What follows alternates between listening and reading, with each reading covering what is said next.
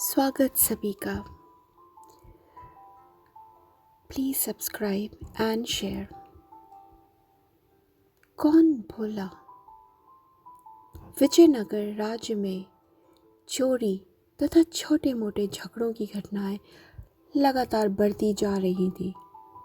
इस कारण राज्य की प्रजा बहुत परेशान व डरी हुई थी, क्योंकि उस राज्य में इस तरह की घटनाएं होना बिल्कुल नई बात थी।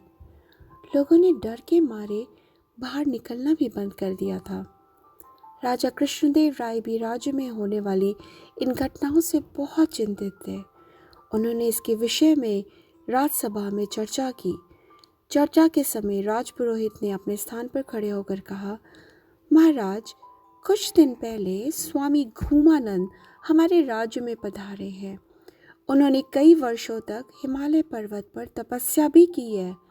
वह एक महान ज्योतिषी भी हैं। यदि आप चाहें तो इस समस्या के विषय में उनसे पूछताछ कर सकते हैं। हो सकता है तब इस समस्या का कोई समाधान निकल आए। पुरोहित की सलाह मानकर राजा कृष्णदेव राय एक मंत्री, राज्य पुरोहित तथा तेनालीराम के साथ उस दिन शाम को स्वामी घूमानंद के आश्रम में पहुंचे। वहां पहुंचकर राजा कृष्णदेव राय स्वामी घूमानंद के आगे सिर झुकाकर बोले, स्वामी जी, आजकल हमारे राज्य को कई समस्याओं ने घेर रखा है। मैं आपसे यह जानना चाहता हूँ कि विजयनगर राज्य को इन परेशानियों से कब मुक्ति मिलेगी। कृष्णदेव, मैंने अभी अभी स्वर्ग से एक भविष्यवाणी सुनी है। मैंने उस पवित्र आवाज़ को अपने कानों से सुना है। अब तुम भी ध्यान से सुनो, तुम्हें सब कुछ सुनाई देगा। स्वामी घूमानंद ने राजा से कहा। स्वामी के कहने पर राजा भी ध्यानपूर्वक उस आवाज को सुनने की कोशिश करने लगा। तभी उन्हें भी वही शब्द सुनाई दिए, हे राजन, यदि तुम अपने विजयनगर राज्य को मुसीबतों से बचाना चाहते हो तो स्वामी घूमानंद के आगे सिर झुकाओ और जैसा वो कहें वैसा ही करो। उनकी सेवा करो तथा उन्हें जंगल में अपने राज्य के पास कुछ भूमि दान करो, ताकि वह वहाँ पर अपना आश्रम बनाकर रह सके। इन सब के अलावा तुम्हें 1,00,000 स्वर्ण मुद्राएं भी स्वामी जी को भिक्षा के रूप में देनी होंगी। इससे पहले कि राजा कृष्णदेव राय इस भविष्यवाणी के विषय में कुछ कहते, तेनालीराम बीच में ही बोल पड़ा, महाराज, मुझे लगता है कि यह भविष्यवाणी अभी अधूरी है।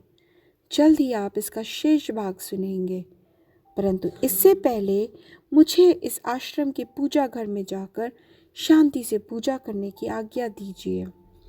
इतना कहकर तेनालीराम स्वामी घूमानंद के आश्रम के पीछे वाले कमरे में चला गया।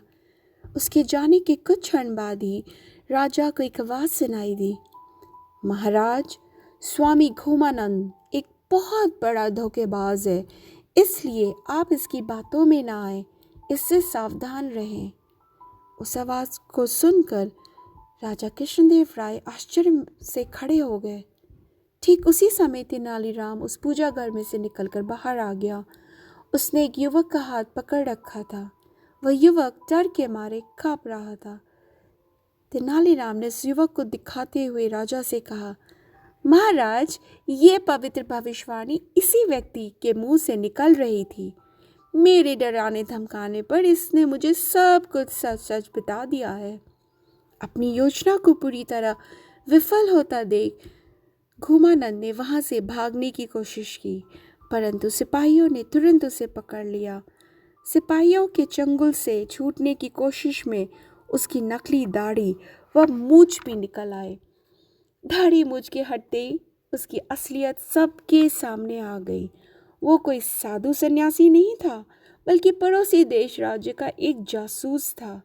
वो व्यक्ति विजयनगर राज्य में तोड़ फोड़ व लड़ाई झगड़े करवाने की नीयत से आया था, ताकि पूरे राज्य में फूट डालकर अशांति पैदा की जा सके और ऐसे में उस राज्य पर दूसरा पड़ोसी राज्य कब्जा कर सके। इसलिए इन दिनों राज्य में इस तरह की घटनाओं को में अचानक वृद्धि हो गई थी। उस जासूस को पकड़कर जेल में डाल दिया गया। तेनालीराम की चतुराई देखकर राजा बहुत खुश हुए। उन्होंने प्यार से उसे गले लगा लिया।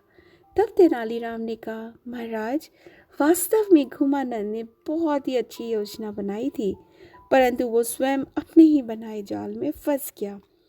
राजा कृष्णदेव राय ने प्रसन्न होकर तेनालीराम को उपहार स्वरूप एक हीरे की अंगूठी दी। उस जासूस के पकड़े जाने के बाद जल्द ही राज्य में होने वाली चोरी तथा झगड़ों की घटनाएं भी बंद हो गईं। यह देखकर राजा कृष्णदेव राय तथा विजयनगर की प्रजा ने चैन की सांस ली। कैसी लगी आपको ये कहानी? Please subscribe and share. Thank you so much.